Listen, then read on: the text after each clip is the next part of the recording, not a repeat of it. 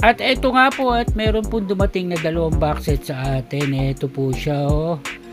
Pacific Rim 3D at The Hobbit, The Desolation of Smaug 3D Extended Edition.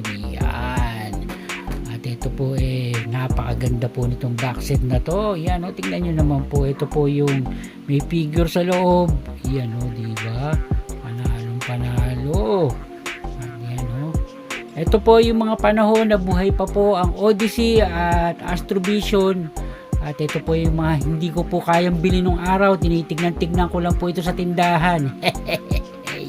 Dahil po ito, tingnan nyo naman po ang presyo nito. Wait lang po. Iyan, oh.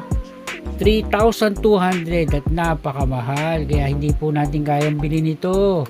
Diba? Yan. At ito po galing po kay Sir Chard. Sir Chard, thank you rito. Si Sir Chard po, kung tawagin po yan sa FB, Chard Plaquero, yan po yung nagbebenta ng vinyl, CD at tape. Yan. Yan. Nabili po natin kay Sir Chard to. Ito po kasi, binibili ko po ito sa MediaCorp sa Lazada. Marami rin po silang ibinenta nito, kaya lang hindi na po natin inaabot. Mabilis pong naubos kasi napakamura po ng benta ng MediaCorp, parang 250 each lang po. Kasi yan pong MediaCorp, yan po yung distributor ng Odyssey at Astro Plus, kaya mura po silang magtinda. Ito rin po, Silvin po. Pero hindi na po natin bubuksan to dahil po meron na po ako nito. Ito po siya.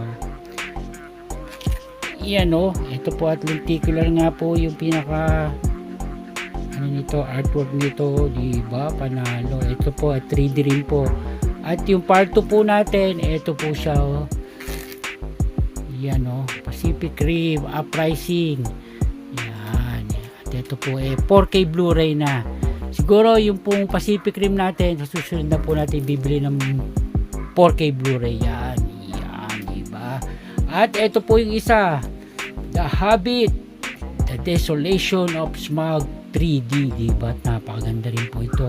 Yung pong artwork nito sa harapan, lenticular din po siya. Yan, panalo rin po ito. Yan, 3D po yung harapan niya. Yan po yung spine. Yan po. Baliktad pala. Yan, oh. At ito po siya, oh. At yung likod niya. Yan, panalo rin po ito. Yan, diba? Yan po yung ating nakuha. Ito yung ating video na to.